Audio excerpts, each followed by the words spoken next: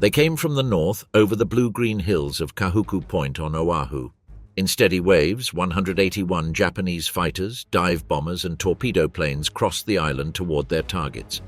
It was 7:40 in the morning on December 7, 1941, and the most modern, well-trained and lethal naval air force in the world was heading toward Pearl Harbor and the nearby airfields of Iwo, Hickam Field and Kaneohe.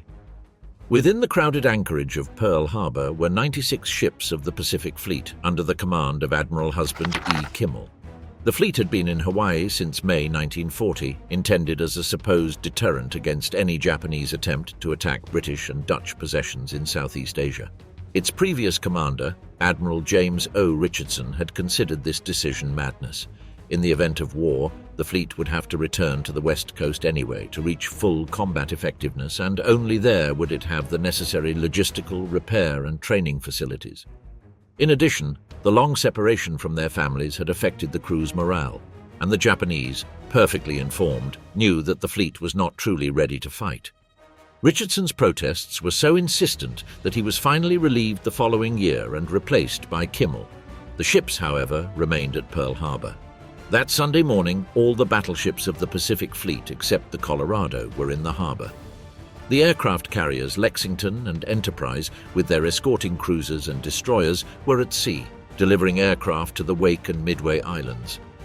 At the airfields near Pearl Harbor, nearly 400 aircraft of the Army, Navy and Marine Corps rested in neat rows, wingtip to wingtip, an arrangement intended to facilitate guarding against possible saboteurs, not against a massive air attack. Hawaii was considered the strongest American bastion in the Pacific. The Army Chief of Staff, General George C. Marshall, had described it to President Roosevelt in May 1941 as the most powerful fortress in the world, capable of striking with its air forces any enemy force at a distance of 750 miles, intensifying the blows up to 200 miles, and presenting the invader with more than 35,000 men supported by coastal and anti-aircraft artillery. In discussions among Army and Navy commanders, the possibility of a Japanese attack was often mentioned, but ultimately it was considered unlikely, almost fantastic. That sense of immunity was reinforced by intelligence reports which, during the autumn of 1941, insisted that Japan was preparing moves against the British and Dutch possessions in Southeast Asia and against the Philippines. Few believed that Tokyo could attack Pearl Harbor at the same time. Moreover, as Richardson had pointed out, it did not even seem necessary. The Pacific Fleet, powerful on paper, was not in a condition to challenge Japan for control of the waters it sought to dominate. Since August, an early warning radar system had been installed, but it still operated only part-time. The Signal Corps, responsible for training, resisted handing over control to the Army Air Corps, which was in charge of permanent operations. The established schedule stated that the radars would operate between 4 and 7 in the morning. That day, however, the Opana station near Kahuku Point was not shut down exactly at the scheduled time, and at 7:02 the operator detected a large formation of aircraft 137 miles north of Oahu. He immediately called the information center of the Army Aircraft Warning Service.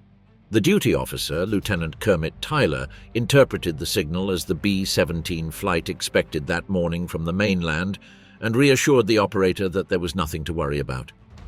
Tyler was a fighter pilot with no experience as a controller or in air warning systems, and that morning he was accompanied only by a telephone operator.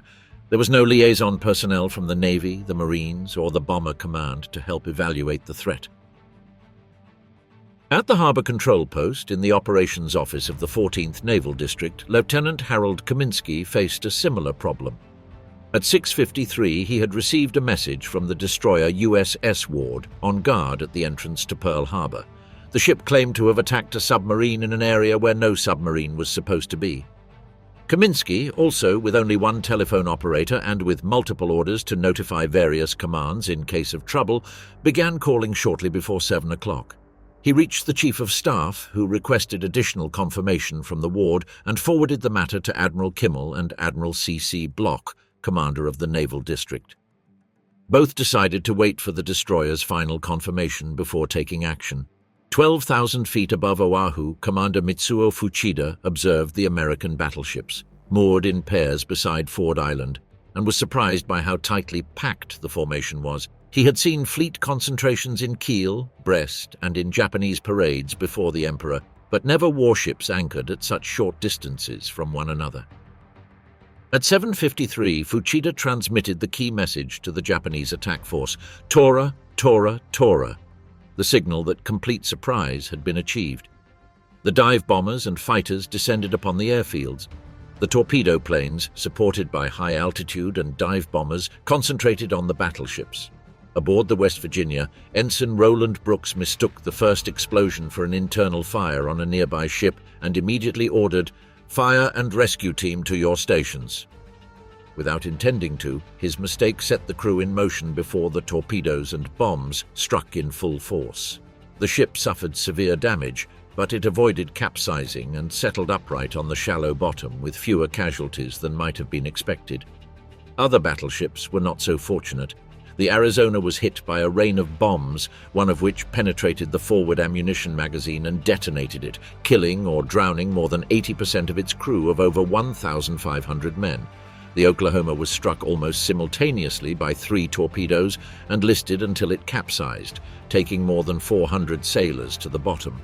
The California, with its watertight doors open in anticipation of an inspection, was hit by 2 torpedoes.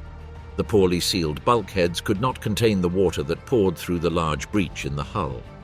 On most ships, many senior officers were ashore because it was the weekend. Amid the roar, the columns of smoke, and the burning oil fires, it was the junior officers who assumed most of the command responsibility. On the Nevada, Ensign J.K. Tausig, the son of a naval officer, managed to get the ship underway in 45 minutes, a maneuver that normally required 2.5 hours and the help of 4 tugboats. Under the command of Lieutenant Commander Francis J. Thomas, with the anti-aircraft batteries directed by Tausig and another ensign, the Nevada advanced through the channel and eventually beached itself deliberately near the southern tip of Ford Island. While the fleet anchorage was being devastated, other Japanese aircraft attacked the Army, Navy, and Marine air bases. At the seaplane base at Kaneohe Bay, nearly all the Catalinas were destroyed in 2 waves of dive bombing. At Bellows, Wheeler, and Hickam, the aircraft parked so close together would have needed at least 4 hours to be ready for takeoff. Within minutes, enemy fighters and bombers had knocked most of those planes out of action and severely damaged the hangars. The Marine Air Station at Iwo suffered the same fate. All but 2 of the Wildcat fighters were destroyed, and Japanese fighters had free rein to strafe barracks, hangars, and any target that presented itself. In the midst of the attack, the 12 B-17s from the mainland, the same ones detected by the Opana radar, appeared over Hickam. To reduce weight for the long flight, they were traveling without ammunition and with their machine guns disassembled. Low on fuel, fired upon by Japanese fighters and mistaken for enemy aircraft by some American batteries, their pilots managed to land on a runway covered in flaming debris. Around 8:30 there was a brief lull as the first Japanese wave withdrew. The defenders used those minutes to improvise new positions.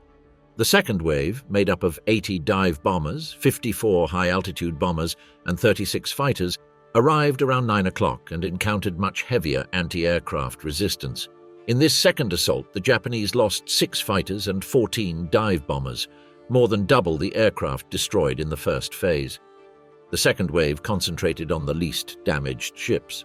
The battleship Pennsylvania in dry dock was hit by a low-yield bomb, but the destroyers Cassin and Downs in the same installation were nearly destroyed. In a nearby floating dock, a bomb blew off the bow of the destroyer shore. By around 10 in the morning, the attackers withdrew for good, leaving 6 battleships sunk or sinking, and another 2 battleships, 3 destroyers, and 3 cruisers damaged. Nearly 3,600 men had been killed or wounded.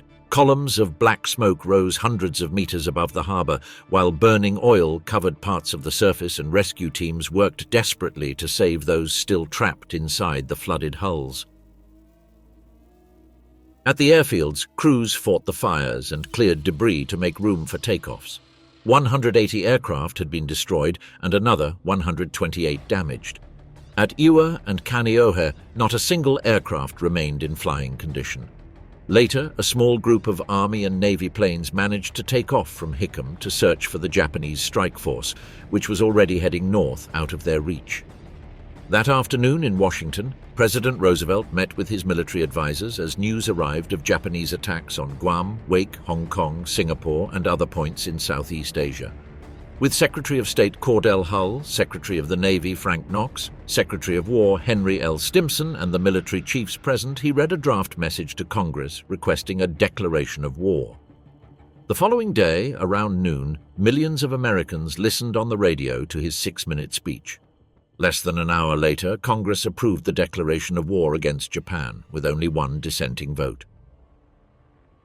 Battle of the Coral Sea, 1942. To this day, no one knows what Admiral Nimitz expected to find in the Coral Sea. Some interpret that he urgently sought to halt the Japanese advance toward Australia. Others suggest that he was hoping for a decisive confrontation against the Japanese carrier fleet. In any case, he fully trusted that the superiority in initiative and in the capability of American personnel, as well as the quality of their equipment, would give his forces an advantage. The strategic situation was complex. Although Port Moresby fell under the jurisdiction of the Southwest Pacific Theater, commanded by MacArthur, the aircraft carriers belonged to the Pacific Fleet under Nimitz. Thus, MacArthur had to provide land-based air support for a naval operation over which he had no direct control, while Fletcher depended on land-based aircraft he did not command. Barely a week after this system had been established, command tensions were already hampering operations. On May 1st, the Lexington Task Force under Admiral Fitch joined Fletcher. Both groups began refueling, a slow process that consumed much of the next 2 days. On May 2nd, worried by reports of enemy movements detected by Brett's aircraft, Fletcher decided to move the Yorktown and the ships already refueled toward the center of the Coral Sea to expand air searches. The Lexington force would finish refueling and join him a bit farther east, where Admiral Crace's small squadron coming from Australia was also expected to arrive. The following afternoon, Fletcher received news of a Japanese landing at Tulagi. He headed north with the Yorktown and launched 3 air attacks against the invasion force. The Japanese aircraft that were supposed to protect Tulagi were not present. Admiral Takagi had delayed his operations because he had been transporting aircraft to Rabaul and due to refueling needs. With no air opposition, American dive bombers fell upon Japanese minesweepers, transports, and destroyers. The pilots returned convinced that they had sunk numerous ships, although the actual damage was limited. 1 destroyer, 2 patrol boats, and 1 transport were sunk, with another transport heavily damaged. Even so, the remnants of the Japanese force withdrew hastily toward Rabaul.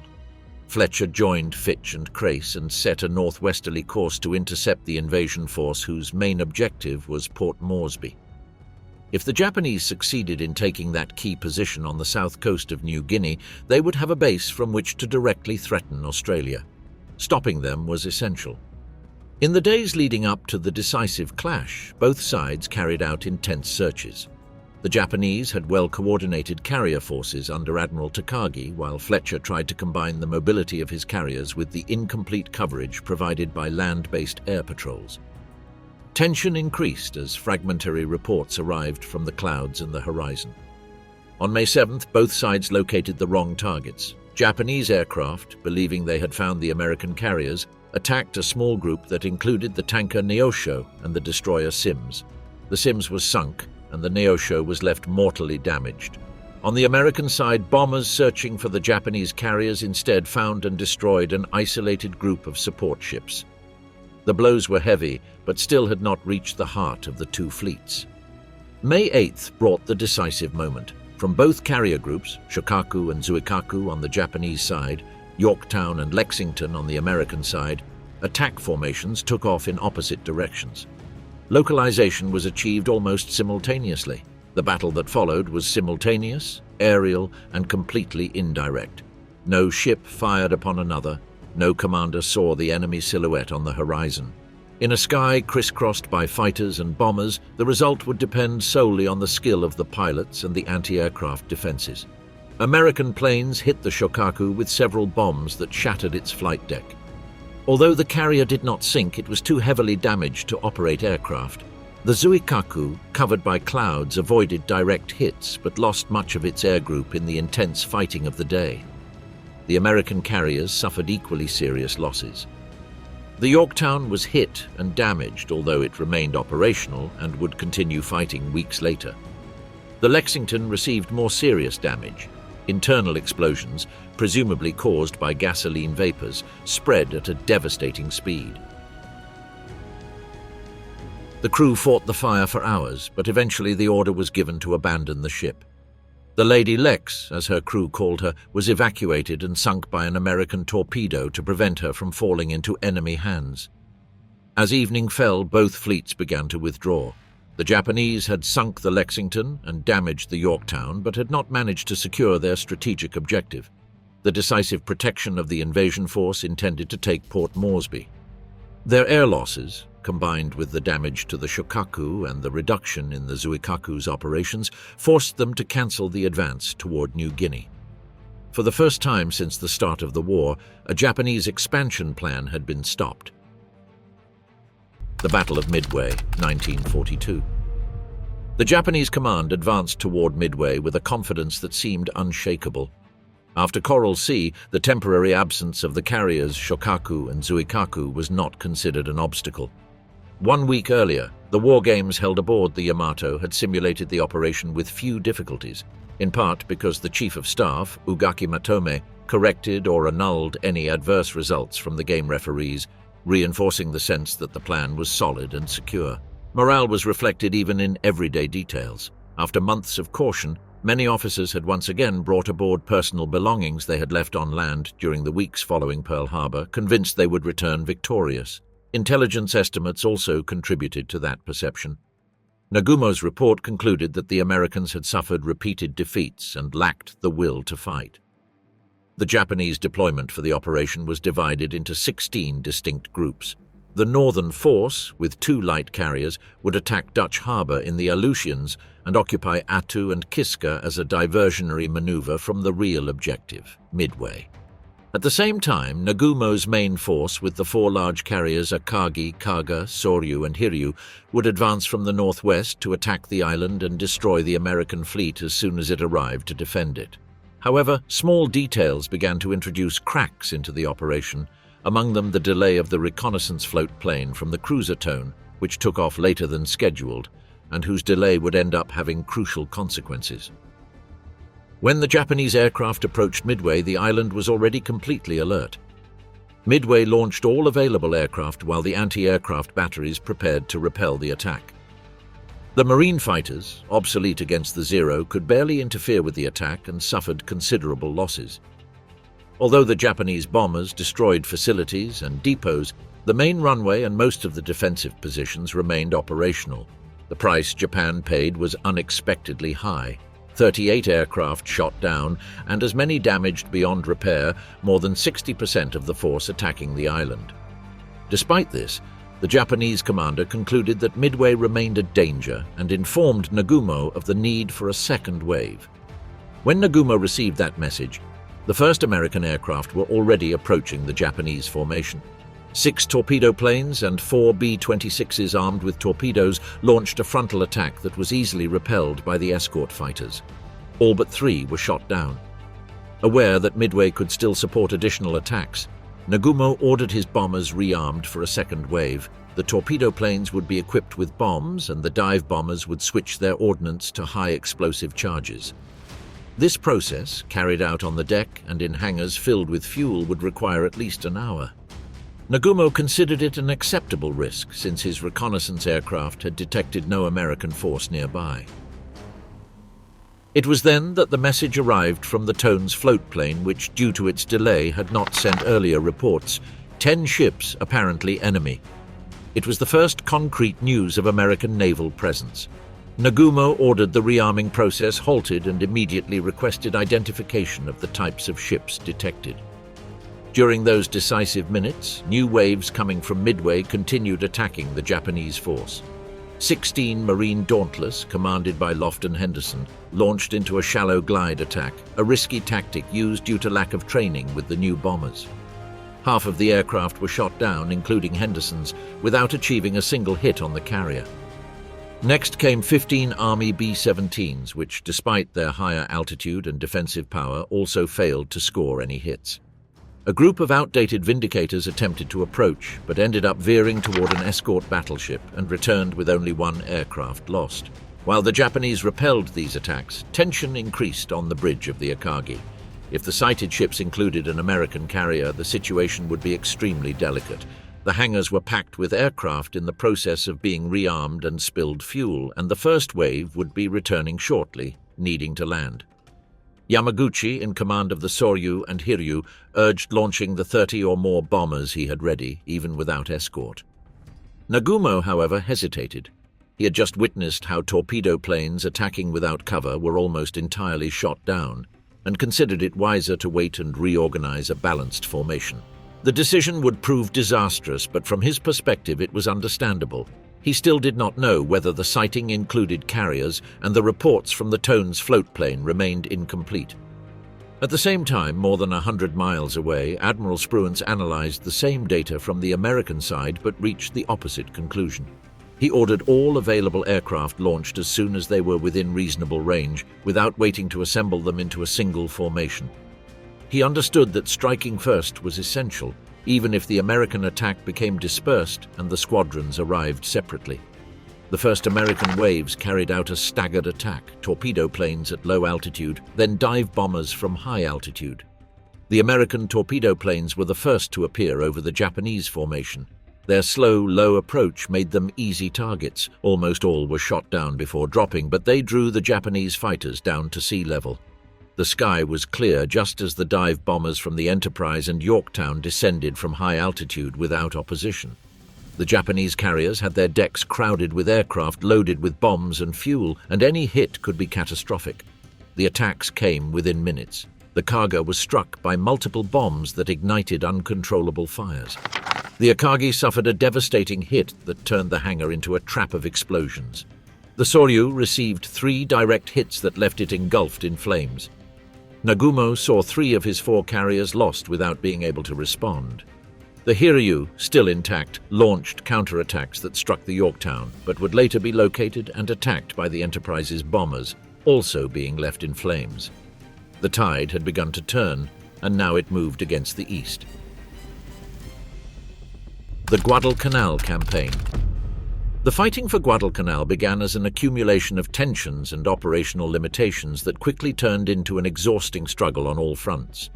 The campaign unfolded as the U.S. Navy attempted to hold positions thousands of miles from its main bases, with logistics that from the start showed signs of saturation. The ships making the 6,400-mile voyage from San Francisco to New Caledonia were held for weeks waiting to be unloaded or escorted toward the combat zone. Some remained for months half unloaded, turned into floating warehouses while the Army and Navy removed supplies as best they could. All of this occurred at a time when the Allies faced a severe global shortage of maritime transport. For the sailors deployed in the operational area, the experience was even more brutal. The ships sailed for entire weeks without returning to port, where they only refueled or performed urgent repairs. The 4-hour watches, the constant fatigue, the threat of air or naval attacks, and the unchanging sea ended up breaking bodies and nerves. On board, each alarm could mean a torpedo, a direct hit, or the sudden disappearance of an entire ship. Vessels like the destroyer Jarvis were lost without a trace. Others, like the Barton, sank within minutes. Even cruisers such as the Juno blew apart from a single torpedo, disappearing with practically their entire crew. This tension was the daily condition for sailors, aviators, and Marines on the island. Problems multiplied when the enemy intensified its reinforcements. In early September, while the Americans were trying to keep Henderson Field operational, the Japanese effort to reinforce their troops on the island became increasingly consistent. General Millard Harmon, observing the scale of the enemy movement, feared that the Japanese might gather enough strength to overwhelm American defenses. From his perspective, if the pace of reinforcements did not increase urgently, the capture of the airfield by Japan would be only a matter of time. However, Admiral Gormley hesitated to commit more troops, concerned about a parallel operation, the planned occupation of Endini, which was intended to secure the line of communications toward the Solomons and provide an intermediate point for aircraft heading to Guadalcanal. Even so, when the situation worsened, the 164th Regiment of the American Division was sent. 2 transports carried it toward Guadalcanal under the protection of the carrier Hornet, the battleship Washington, and a formation of cruisers and destroyers. At the same time, a Japanese contingent was moving down the slot to support its own forces. Its escort was commanded by Vice Admiral Mikawa, whose capabilities in night combat were recognized even by his adversaries.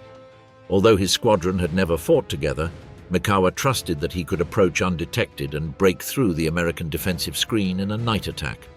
Communication errors favored his advance. An Australian pilot sighted Mikawa's force but delayed his report until returning to his base, and the information did not reach Guadalcanal until 7 hours later. When Turner received that warning, the enemy was already advancing at full speed. Although Nimitz's headquarters had earlier intercepted Japanese messages suggesting an attack, the information had not been sufficient to determine its objective. Everything indicated that the Japanese were carrying out a coordinated operation to strike American forces at a moment of vulnerability.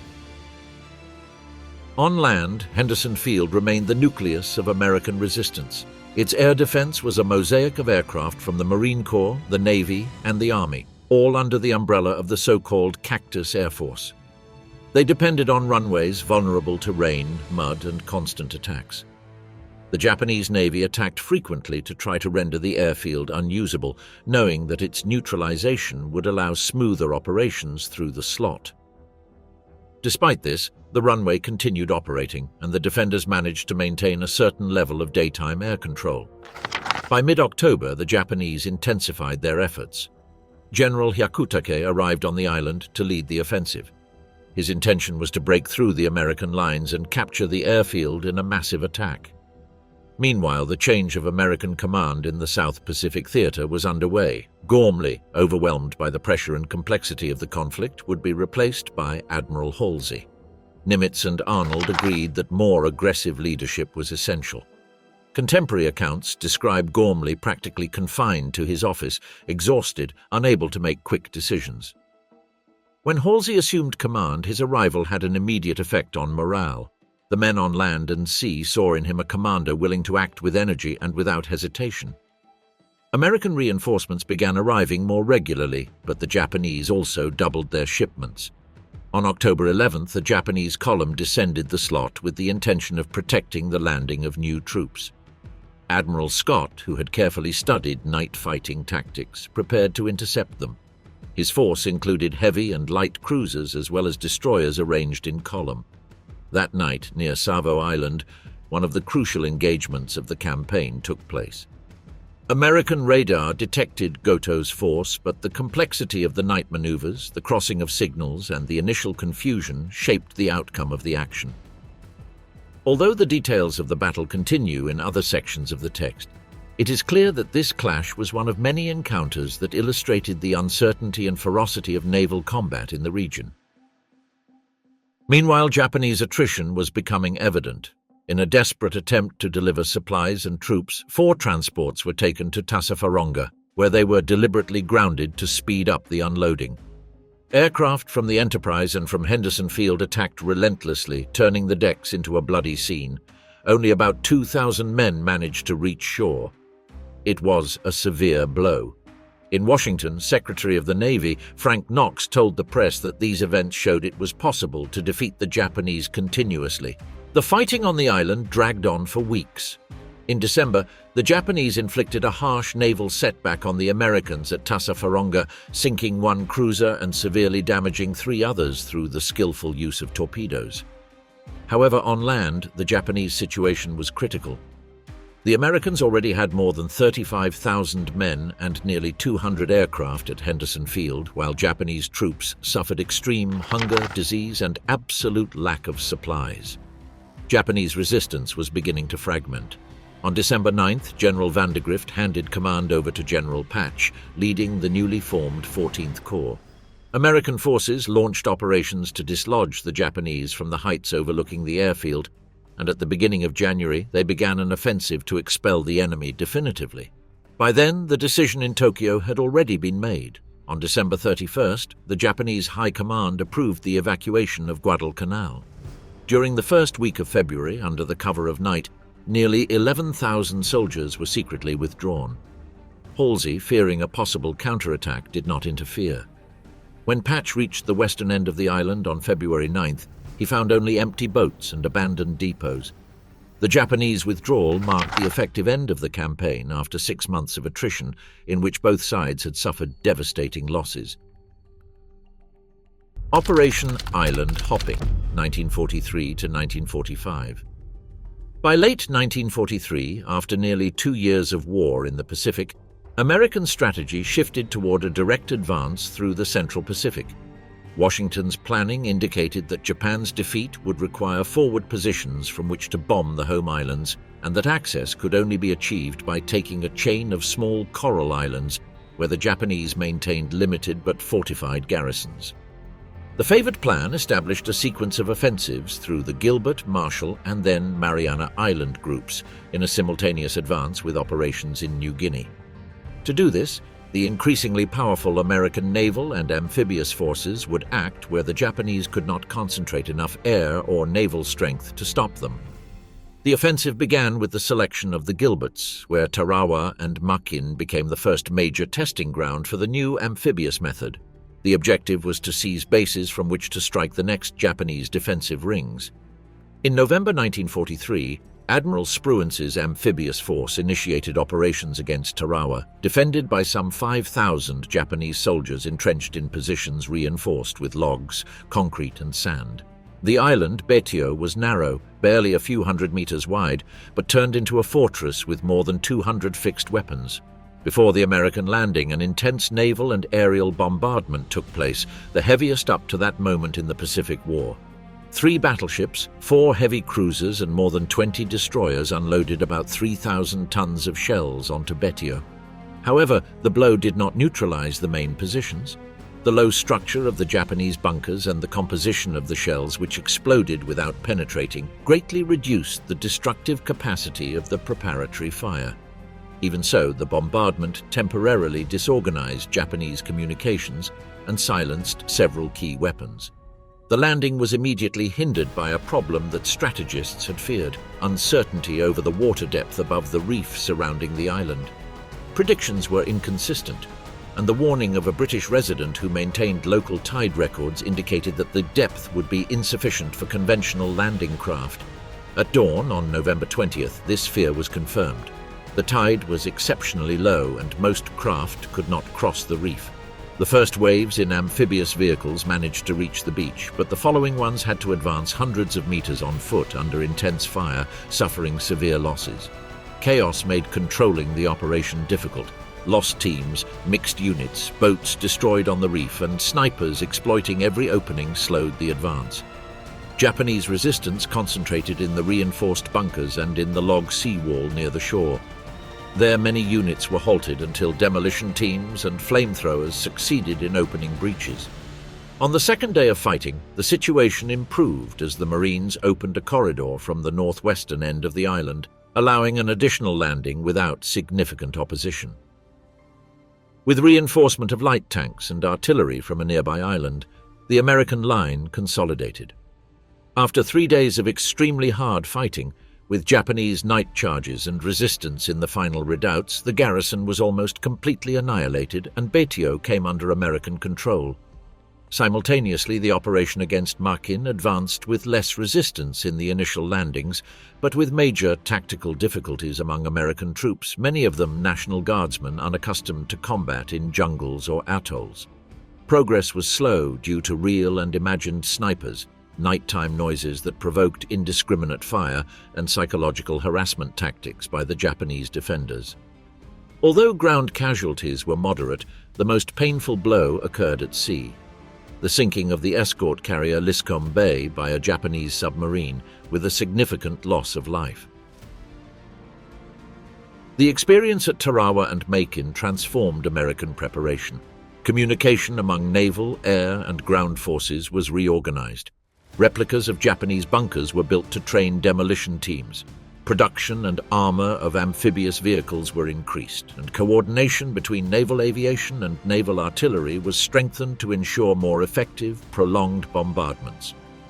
For future operations, the lesson was clear: more preliminary fire, better tide intelligence, a greater number of amphibious vehicles, and intensive use of carrier-based aviation. The next step in the advance was the offensive against the Marshalls, a strategically positioned chain of atolls.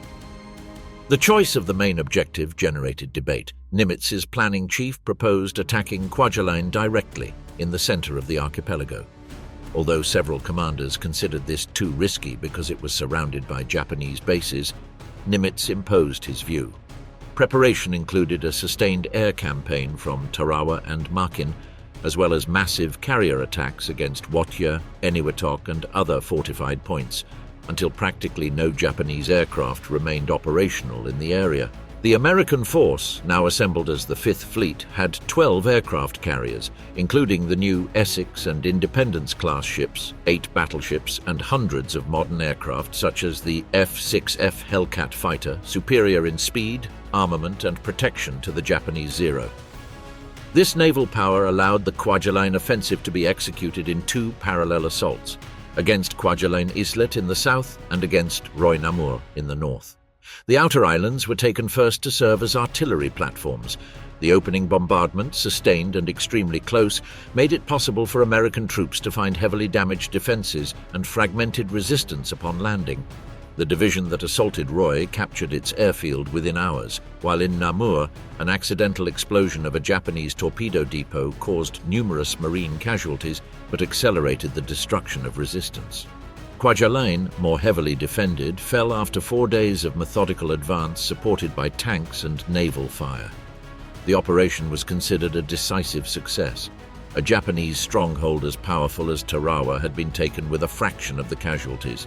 Meanwhile, a detachment seized Majuro without opposition, turning it into a safe harbor for later operations. With this base, American commanders considered advancing the capture of Eniwetok at the western end of the archipelago before the Japanese could reinforce their garrison. However, attacking Eniwetok required first neutralizing the enormous Japanese base at Truk, considered the Gibraltar of the Pacific. On February 17, 1944, Vice Admiral Mitscher launched a massive carrier attack. Fighters and bombers destroyed almost all enemy aircraft stationed there and attacked ships in the lagoon. It was a devastating blow. 2 light cruisers, 4 destroyers, 2 submarines, and dozens of transports and auxiliaries were sunk. Truk was rendered useless as a base for the combined fleet.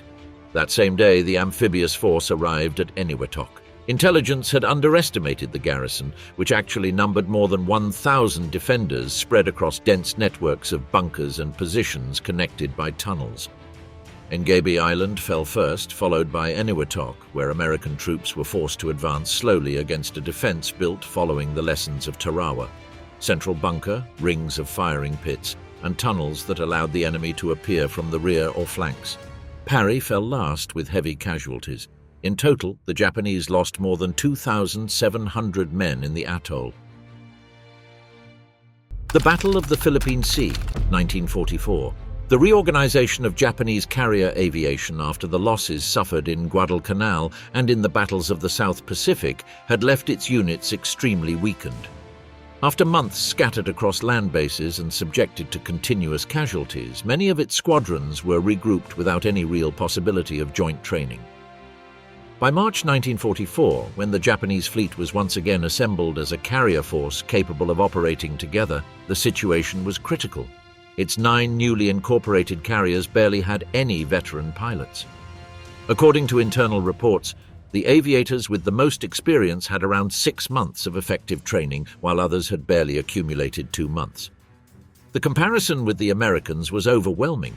Even the newest US pilots arrived with 2 years of instruction and more than 300 flight hours, a decisive difference in combat. The Japanese plan, called A-Go, envisioned a decisive battle around the Palaus, or the Western Carolines. The favored area was close to their fuel sources and within the operational radius of land-based aviation. However, the strategic situation changed abruptly when US forces landed on Saipan on June 15, 1944. The gravity of the threat forced the Japanese High Command to immediately activate the A-Go plan and order Ozawa to head north to confront the American advance. The speed of the order barely gave his pilots time to resume necessary practice. The lack of systematic training, a chronic problem since mid-1943, was now impossible to hide. For the US forces gathered in Task Force 58 under Admiral Mitchell, the situation was different. They had 15 aircraft carriers with nearly 500 fighters and more than 400 bombers in total. Material superiority was clear, but it was not the only decisive advantage. The discipline of training, tactical protocols, and the experience accumulated during previous campaigns had produced a robust, cohesive naval aviation force capable of operating far from land-based support. With these resources, the American fleet advanced relentlessly in its offensive to conquer the Marianas, a critical step in isolating Japan and establishing bases for strategic bombers. Meanwhile, Ozawa had concentrated his fleet at Tawi-Tawi, but the anchorage proved to be an extremely vulnerable place. American submarines relentlessly harassed the Japanese ships, and the absence of airfields prevented adequate training of the air units. For nearly a month, the pilots' flight capability declined even further. The situation improved slightly with the move to Cebu, although they had barely begun training when the invasion of Saipan occurred and the fleet had to put to sea. As he advanced, Ozawa had more than 220 fighters and about 200 bombers on his 9 carriers, a respectable number on paper. However, exaggerated reports from land-based aviation, which concealed heavy losses against US carrier aviation, had created an illusion of strength that did not exist. The reality was that the bases at Guam and Tinian no longer had units capable of providing significant support. On June 18th, Japanese reconnaissance planes located Mitchell's fleet. Some commanders requested an immediate attack, but Ozawa decided to wait until the next morning to launch a massive strike, convinced that he would achieve the strategic surprise he desperately needed. At dawn on June 19th, the Japanese carriers launched successive attack waves. That decision proved fatal. American aviation, guided by radar and supported by a more experienced tactical command, detected and neutralized one wave after another before they could approach a dangerous distance. It was at that moment that American pilots began referring to the battle as the Great Marianas Turkey Shoot, an expression born from the overwhelming disproportion between Japanese and American losses. The Japanese air groups, composed mostly of young pilots with few flight hours, faced coordinated defenses, experienced fighters, and an incomparably superior air control system. Most Japanese aircraft were shot down before they could launch their torpedoes or bombs, and the few that managed to get close either missed their attacks or were destroyed by anti-aircraft fire. The devastation was total. By the end of the day, Japan had lost almost all of its carrier aviation, a blow from which it would never recover. The loss was not only numerical, it meant the irreversible disappearance of the veteran corps of pilots, those who had shaped Japanese naval aviation since the 1930s. Replacing those crews became impossible. Training schools no longer had capable instructors, and fuel shortages prevented intensive practice. With the carriers practically reduced to empty hulls without effective aviation, Japanese offensive power in the Pacific was reduced to a shadow. Meanwhile, American submarines, which had already harassed Ozawa at Tawi-Tawi, managed to sink several of his carriers during the battle, turning the aerial disaster into a total collapse of Japanese naval capability. Without aviation, without pilots, and with its main units damaged or sunk, the Japanese fleet was condemned to adopt a permanent defensive posture. Retaking of the Philippines, 1944 to 1945. The invasion convoy began to enter the access channel to Leyte Gulf shortly after midnight on October 20th, 1944. A few days earlier, the Rangers had secured the small islands of Suluan, Dinagat, and Homonon, leaving navigation lights on to guide the approaching forces in the darkness. At dawn, the amphibious column advanced toward the beaches of northeastern Leyte, while from the Nashville, Douglas MacArthur observed the outline of Tacloban, the same city where he had served 41 years earlier as a young, newly graduated officer. At 6:30, a bright arc of flashes spread across the horizon. Naval artillery was opening fire on the Japanese coastal positions. Dust, smoke, and flames soon obscured entire stretches of the beach line. 4 divisions landed simultaneously at 10 o'clock. The 1st Cavalry Division advanced on Tacloban, securing its airfield and the nearby heights, while the 7th Division captured Dulag and moved toward the neighboring airfield. Japanese opposition was scattered in the early hours, By afternoon, the Americans were already firmly positioned along the eastern coast. At 1 o'clock in the afternoon, amid intermittent fighting inland, MacArthur disembarked accompanied by Sergio Osmeña, the restored Filipino president. The general's return to the Philippines coincided with the beginning of the most ambitious Japanese operation of the campaign, the Show One plan, conceived to launch a massive naval counterattack. The plan envisioned luring Halsey's fleet northward with practically empty aircraft carriers. Meanwhile, two surface groups would converge on the Gulf. One was to pass through the Surigao Strait and the other through the San Bernardino Strait. The Japanese fleet was thus divided into three axes: Nishimura's force with the battleships Fuso and Yamashiro, Shima's, which was to join him, and Kurita's powerful formation with the Yamato, the Musashi, and a large number of cruisers and destroyers. Kurita was located before dawn on the 23rd by the submarines Data and Dace, which sank his flagship Atago, disabled the Takao, and sent the Maya to the bottom. Shaken by the blow, Kurita transferred his flag to the Yamato and continued forward. While Halsey's Third Fleet refueled and advanced westward, American aircraft again located Kurita on the 24th. However, the Japanese had also found targets. 3 waves of aircraft from Luzon attacked Admiral Sherman's carrier group. Hellcat fighters intercepted and destroyed most of them, but one bomber managed to hit the Princeton, whose secondary explosions doomed her. That morning was also the prelude to a major American air offensive against Kurita in the Sibuyan Sea.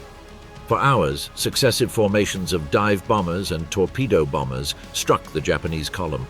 The Musashi took multiple hits and, unable to contain the damage, sank at dusk. Convinced he had forced Kurita to retreat, Halsey focused his attention on the decoy carrier force to the north. He left the San Bernardino Strait unguarded. In the south, Nishimura advanced toward the Surigao Strait. There he was, awaited by Admiral Oldendorf with battleships, cruisers, and destroyers, positioned so that the Japanese attack would be funneled into a perfect trap. When the Fuso and Yamashiro came within range of American torpedoes, they were repeatedly struck. Nishimura died with his fleet almost annihilated. Shima, advancing without having managed to coordinate with him, arrived late. After colliding in the darkness with the Mogami and briefly facing enemy fire, he decided to withdraw before dawn. In the north, Kurita emerged through San Bernardino without any opposition in the early hours of October 25th. He advanced along the eastern coast of Samar, ready to hurl himself upon the transports in Leyte. Aboard the Yamato, lookouts sighted to the southeast the masts of what appeared to be a formation of carriers. They were the small escort carriers of Taffy III under Rear Admiral Clifton Sprague. Their ships, slow and lightly armored, had only anti-submarine aircraft and a few destroyers and destroyer escorts. They were not prepared to confront the main Japanese fleet, but Sprague maneuvered immediately, ordered all aircraft launched to harass the enemy, and covered the withdrawal of his ships. What followed was one of the most desperate naval engagements of the war. The Johnston, the Hull, and other American destroyers charged at full speed, launching torpedoes at cruisers and battleships. The escort carriers hid behind smoke screens while their aircraft, without adequate armament, carried out simulated dive attacks to distract the Japanese gunners. Confusion began to spread among the Japanese ranks. The unexpected resistance, the smoke, the rain of air attacks, and the belief that large American surface units were nearby distorted Kurita's perception. Although his heavy guns achieved devastating hits, the escort carrier Gambier Bay and several destroyers were sunk. The Japanese advance lost cohesion. Kurita, fearing being trapped by greater forces and confused by contradictory reports, ordered a withdrawal before noon. Meanwhile, at the northern end of the device, Ozawa's decoy force was taking the brunt of Halsey's attacks. With few aircraft aboard, his carriers were sunk one after another. However, this did not alter the strategic result. The bulk of the Japanese fleet, the only one capable of contesting the maritime routes in the Philippines, had been shattered around Leyte. The Musashi had disappeared in Sibuyan, Nishimura had been annihilated in Surigao, and Kurita was retreating battered through San Bernardino, leaving behind sunken cruisers and others severely damaged. The Japanese collapse at Samar sealed their final inability to interrupt the landing operations. Rise and mass use of the kamikazes, 1944 to 1945. The Japanese Navy, unable to replace experienced pilots or keep up with the technological pace of U.S. aviation, saw its chances of stopping the Allied advance diminish. In this scenario, the idea emerged of turning aircraft into human projectiles, a tactic that, according to its creator, could momentarily balance the situation. It was Vice Admiral Onishi Takejiro, commander of the First Air Fleet, who concluded that Japan was already so surpassed in the air that conventional attacks had no possibility of inflicting decisive damage. His proposal involved young and inexperienced pilots deliberately crashing into American ships, using their aircraft as a final weapon in a direct collision. The logic behind this tactic relied on several advantages. Any type of aircraft could be transformed into a projectile, even those obsolete or difficult to keep in prolonged flight. Likewise, a pilot with minimal training could launch into the attack, since the final maneuver did not require the complex skills of classical aerial combat. The direct impact required the aircraft to be completely destroyed before reaching its target, which complicated American defenses. Added to this was the psychological influence Tokyo sought, to show the world the absolute determination of the Japanese soldier, convinced that voluntary death in combat was a form of supreme service to the emperor. Japanese cultural tradition provided a powerful emotional and symbolic background for these units, officially known as shimpu but popularized under the name kamikaze. The term evoked the divine wind that, according to tradition, had destroyed the Mongol invasion fleet in the 13th century. Some sectors of the officer corps believed that this new divine wind could reverse the unfavorable fate of the war. The concept spread quickly among naval commanders, who began to see it as a last opportunity to inflict severe losses on the enemy fleet and, at the same time, to revive the spirit of sacrifice within Japan. The first organized application of these attacks did not occur until late 1944, when Japanese forces attempted to prevent American consolidation in the Philippines. The Japanese operational plan sought to coordinate a traditional naval action against the Allied fleet with suicide attacks from land bases. Although overall coordination proved deficient, the first suicide missions took off as the battle for Leyte reached its most critical moments. Several squadrons of 3 aircraft, escorted by fighters and observation planes, launched themselves at the American escort carriers. The first impacts immediately demonstrated the destructive power of the method. One aircraft plunged onto the Santee, piercing the flight deck and igniting fires. Another struck the Suwannee, opening a breach several meters wide in its structure. Further north, another attack pierced the deck of the St. Lo, causing the detonation of torpedoes and bombs stored below. The explosion split the ship and sent it to the bottom in less than an hour, becoming the first aircraft carrier sunk by such an attack. Within hours, the Americans realized they were facing a completely different phenomenon from anything previously seen in the Pacific War. It also became clear that the fanaticism initially attributed to these pilots did not reflect the human reality behind the attacks. They were not professional warriors trained in the sword as the Americans imagined, but mostly young university students or recent graduates who held no expectations of glory or a heroic afterlife. Their motivation was based less on religious ideology than on a sense of obligation to their family and nation, a cultural duty deeply rooted in the notion of on. For many, it was a way to fulfill a sacrifice considered noble even if the cause seemed lost. The immediate effect of the attacks was a profound psychological shock on the U.S. Navy. No evasive maneuver nor conventional defensive formation seemed to guarantee full safety against an adversary determined to die. The ships had to destroy the attacker completely before impact, which required an unprecedented concentration of anti-aircraft fire and created constant uncertainty among the crews. However, the operational effect did not correspond to the emotional impact. Although painful and spectacular, the attacks failed to stop the American naval advance. The fleet maintained its operations and continued devastating Japanese positions with the same intensity. Even so, the novelty of the suicide weapon led Tokyo to expand it rapidly. The initial effectiveness, combined with the precarious situation in which Japan found itself after losing veteran pilots in earlier battles, spurred the massive adoption of the method. An inexperienced pilot could become a potentially lethal weapon after only a few days of basic training. The scarcity of fuel, technological inferiority, and the impossibility of sustaining a conventional air war led thousands of young men to be channeled into these no-return missions. For the military authorities, each successful impact justified the sacrifice of dozens of pilots. During the following months, the kamikazes became a permanent component of Japanese defense. Each American advance encountered more desperate resistance in the sky. What began as an extraordinary measure became a central pillar of the Empire's defensive strategy, which aimed to cause enough material and human losses that the United States would reconsider a direct invasion of the archipelago. The attacks, although they did not change the overall course of the war, did force the Americans to increase their anti-aircraft defenses, reinforce escort tactics, and adapt operational procedures to reduce the risk of impacts. The Battle of Iwo Jima, February-March 1945. The magnitude of the Japanese preparations on Iwo Jima had become evident to US commanders before the landing. Documents captured on Saipan and Tinian, together with aerial photographs, indicated that the island was fortified to the extreme. Almost everything in the topography favored the defender. Tunnels carved into volcanic rock, natural caves turned into bunkers, hidden artillery positions, and interconnected defensive lines that took advantage of every rise in the terrain. General Tadamichi Kuribayashi had ordered that no premature fire be opened against the US fleet. He wanted to reserve his artillery power for when the Marines were on land. He had distributed copies of the courageous battle vow on the walls of bunkers and fortifications, a pledge in which the defenders committed to kill 10 of the enemy before dying.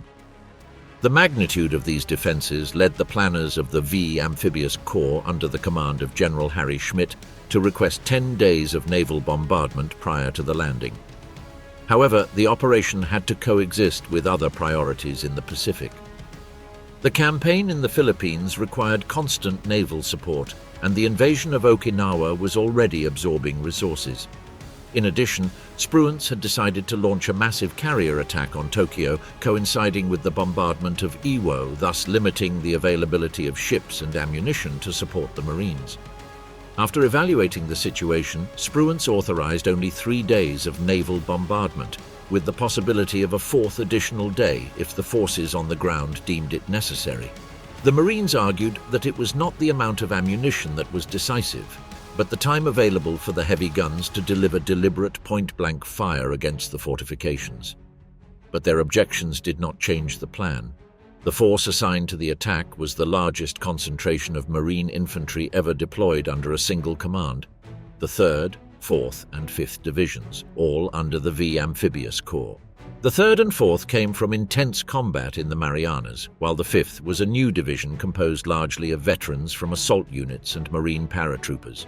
At sea, the amphibious force was under the command of Vice Admiral Richmond Kelly Turner, with 2 subordinates who directed transport, naval artillery, reconnaissance, and air support. On February 19, 1945, after the naval bombardment, the first waves of Marines rushed toward the black volcanic ash beaches of Iwo Jima. Unlike other amphibious battles in the Pacific, the initial resistance was far less than expected. Kuribayashi had ordered not to open fire until the beaches were saturated with troops and vehicles, thus maximizing the devastating impact of his defenses. When the Japanese finally opened fire, they did so from completely concealed positions, producing a paralyzing effect. Japanese artillery swept the landing areas with increasing intensity, to the point of hitting aid stations located right on the beach. The situation in the volcanic sand became chaotic.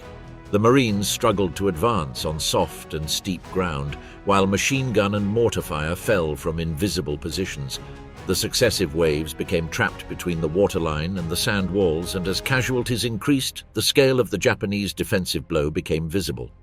The morning of the second day revealed mutilated bodies everywhere, signs of the brutal firepower the defenders had reserved. The first major land objective was Mount Suribachi at the southern tip of the island. At dawn on the second day, the 28th Marines began the advance toward the mountain, while the rest of the forces turned northeast to begin the main offensive along the narrow land ridge. Suribachi was surrounded by caves, bunkers, and machine gun nests from which the defenders could direct artillery and mortar fire with precision. During the initial attack, even American tanks were forced to move constantly, unable to stop to resupply without drawing immediate fire. The progression was yard by yard. A tactical pattern repeated endlessly. Infantry, machine guns and half-tracks opened fire on the bunkers while flamethrower teams advanced to spray the openings. The intensive use of flamethrowers was such that a shortage of specialized fuel soon arose. After 3 days of heavy fighting, a patrol from the 2nd Battalion of the 28th Marines, led by Lieutenant Harold Schreer, reached the rim of the crater. There they raised a small American flag, visible from the entire island and from the ships.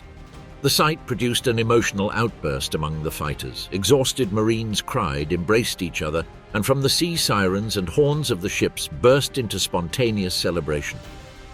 Secretary of the Navy James Forrestal, who was watching from the beach, remarked to Holland Smith, "The raising of that flag on Suribachi means a Marine Corps for the next 500 years." However, that first flag was not the one that immortalized the battle. Shortly afterward, near the summit, photographer Joe Rosenthal was notified that a second, larger flag was about to be raised.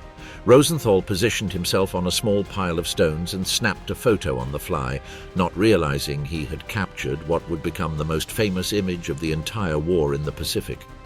The photo won a Pulitzer Prize and became a symbol of the Marines' sacrifice, even inspiring the bronze monument later erected near Arlington Cemetery. Despite the fall of Suribachi, the fight on Iwo Jima was far from over. The worst was yet to come in the northern sector of the island, where the main defenses designed by Kuribayashi were located. There, rugged terrain interlaced with ravines concealed a vast network of tunnels and interconnected positions. As the 4th and 5th Divisions advanced, reinforced by elements of the 3rd Division, they encountered an enemy willing to fight to the death, using night infiltration tactics, alternate firing positions, and precise counterattacks from underground cavities. Every yard gained cost an increasing number of casualties. The entire island became a deadly labyrinth where the Marines had to systematically clear every bunker, every cave, and every stretch of trench. The Japanese defense was designed to delay and wear down, rather than to repel the landing completely. Kuribayashi intended to inflict a level of casualties so high that it would strategically influence American planning for future invasions. Despite the fierce resistance, the American advance continued progressing northward, destroying nest by nest, cave by cave. The battle continued with the same ferocity for weeks, without respite and without a clear front, until the last Japanese defenses finally began to collapse. Battle of Okinawa, April-June 1945. On April 1, 1945, under a clear sky over the East China Sea, a force of more than 1,200 ships with 180,000 Marines and soldiers converged on the narrow and mountainous island of Okinawa, a key point located 350 miles from Japan. It was D-Day of the operation, the final step planned in the strategic program approved months earlier. After the campaigns of Luzon and Iwo Jima, the next stop was to seize the last major stronghold before the Empire's main islands. From carriers and forward bases came transports, battleships, cruisers, and destroyers. The magnitude of the fleet rivaled that of Normandy. On land, the U.S. 10th Army, under the command of Lieutenant General Simon Bolivar Buckner, prepared the landing of 2 Army divisions and 2 Marine divisions on the beaches of Hagushi on the western coast. Another Marine division would simulate a landing in the southeast to disperse the defenses. All of this supported by additional reserve forces, ready to enter the action if circumstances required it. As this amphibious machine moved into action, the Japanese commander, Lieutenant General Mitsuru Ushijima, watched his 32nd Army lose experienced units sent to other operations. With fewer troops than needed to stop an invasion of such magnitude, Ushijima had dismissed the idea of defending the beaches. Past experience had shown that resisting the landing only caused massive losses without stopping the enemy advance. The strategy would be different. Allow the enemy to come in and trap him farther south, around the fortified city of Shuri, where a system of deep defenses, tunnels, interconnected caves, and hidden artillery could turn every meter into a battle of attrition. Moreover, the general trusted that the kamikazes, prepared in great numbers for this battle, would disrupt American naval and air support and isolate the troops on land. The Japanese plan initially worked. When the Americans landed along a 7-mile front, they encountered minimal resistance. By nightfall, more than 50,000 men were already ashore.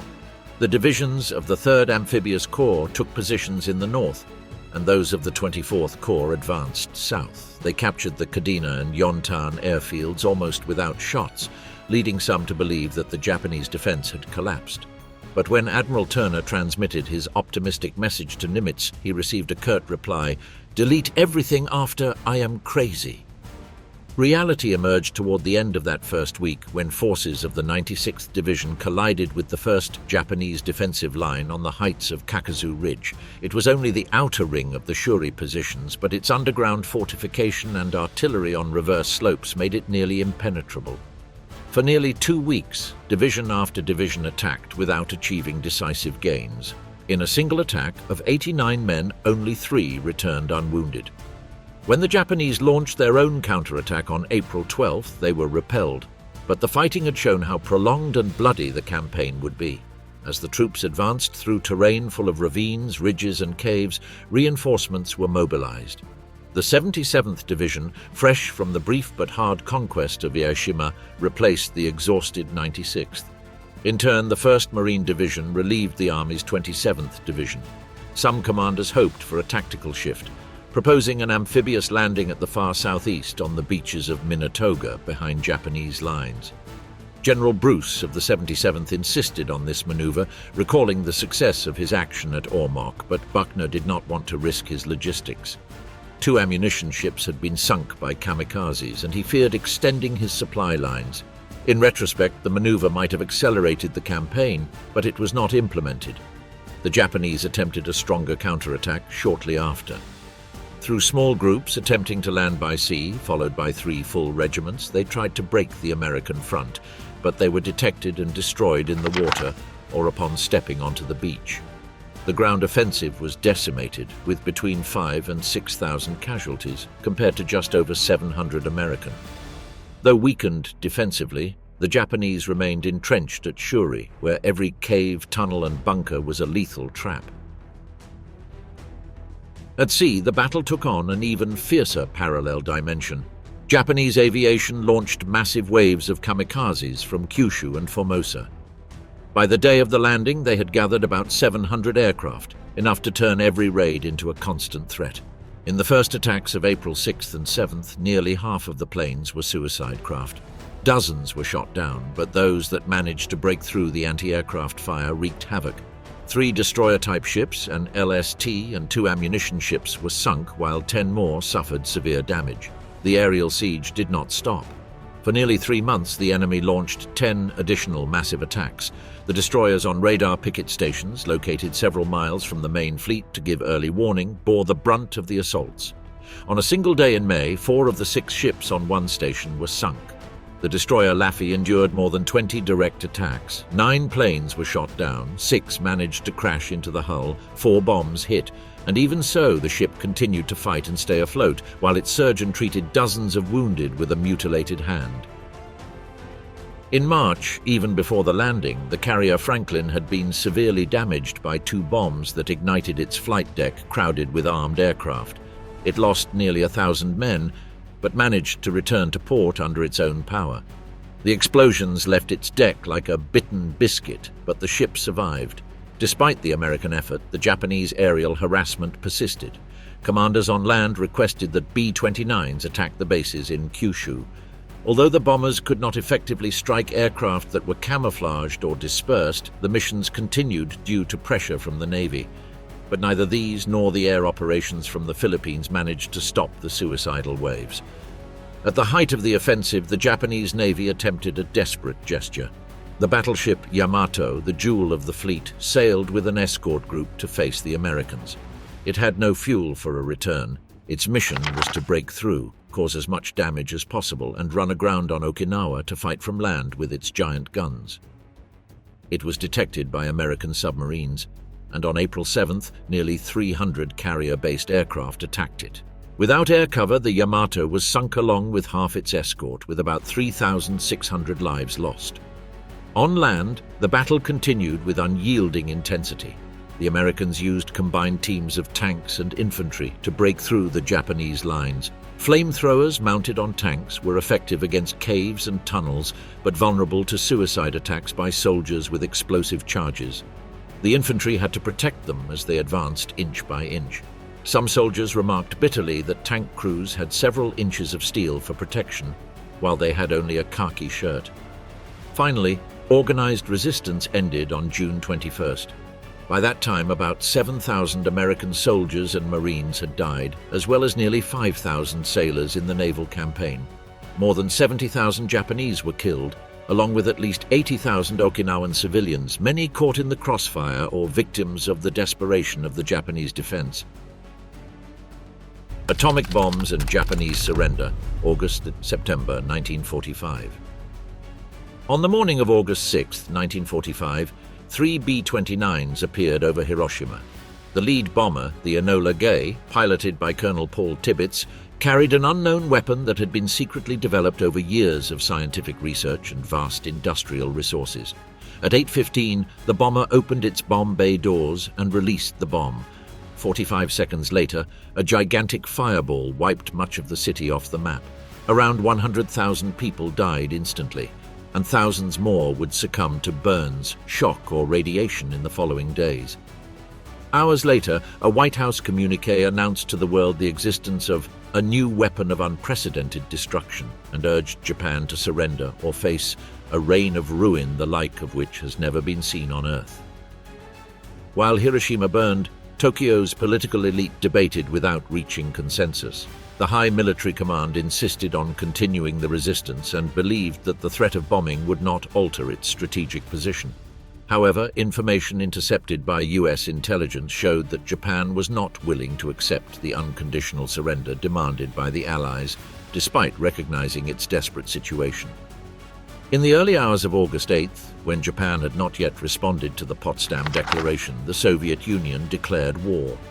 The next day, its armies launched a massive offensive in Manchuria, fulfilling the promise made to the Allies months earlier. That same August 9th, a second B-29 took off from Tinian with another atomic bomb. A few hours later, Nagasaki was devastated, and approximately 35,000 people died instantly. In Tokyo, the military leadership still refused to yield. Neither Hiroshima nor the Soviet offensive nor the destruction of Nagasaki had broken their stance.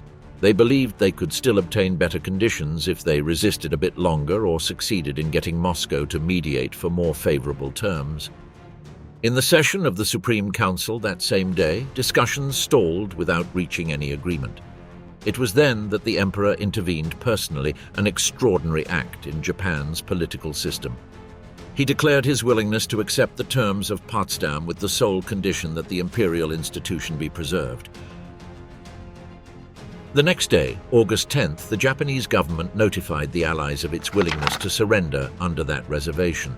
The US response, drafted by Secretary Burns, stated that the authority of the emperor would be subject to the supreme commander of the Allied powers, leaving open the possibility of retaining him, but without guaranteeing his previous status. Tokyo received the message with renewed tension. The military leadership again pressed to reject it, and for 3 days, discussions dragged on without resolution while US aviation continued bombing Japanese cities. On August 14th, American planes dropped millions of leaflets over Tokyo containing the text of the first Japanese surrender offer and the Allied reply. Fearing riots, internal coups, or military disobedience, the emperor convened a new imperial council and reiterated his order to accept the terms. He made it clear that the continuation of the conflict offered no benefit and would lead only to the total destruction of the country. However, militarist factions attempted to prevent the surrender. That same night, fanatical army officers took control of the Imperial Guard Division, assassinated its commander, and desperately searched for the recordings of the message the emperor had prepared to be broadcast the following day. They failed to find them. The coup collapsed when other military leaders refused to join the rebels and sent loyal troops to secure the palace. Several members of the government narrowly escaped assassination attempts. The Minister of War, Anami Korechika, who had advocated resisting to the end, committed suicide to avoid witnessing the imperial announcement and to assume moral responsibility for the defeat. On August 15, 1945, the emperor addressed the nation by radio.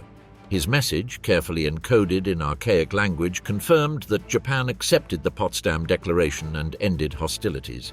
To avoid doubts or further maneuvers, 2 additional documents were issued explicitly directed to the armed forces, ordering them to cease fighting wherever they were. Members of the imperial family were sent personally to different fronts to ensure that commanders obeyed the orders.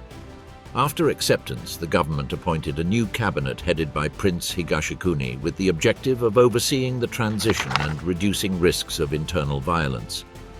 The presence of the imperial family in key posts sought to ensure that there would be no further attempts at insurrection.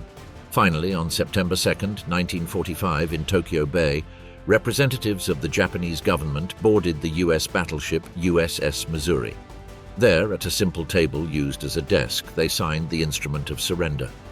When all the delegates had finished signing their names, General Douglas MacArthur spoke a few brief words to mark the end of the conflict. The war with Japan was over.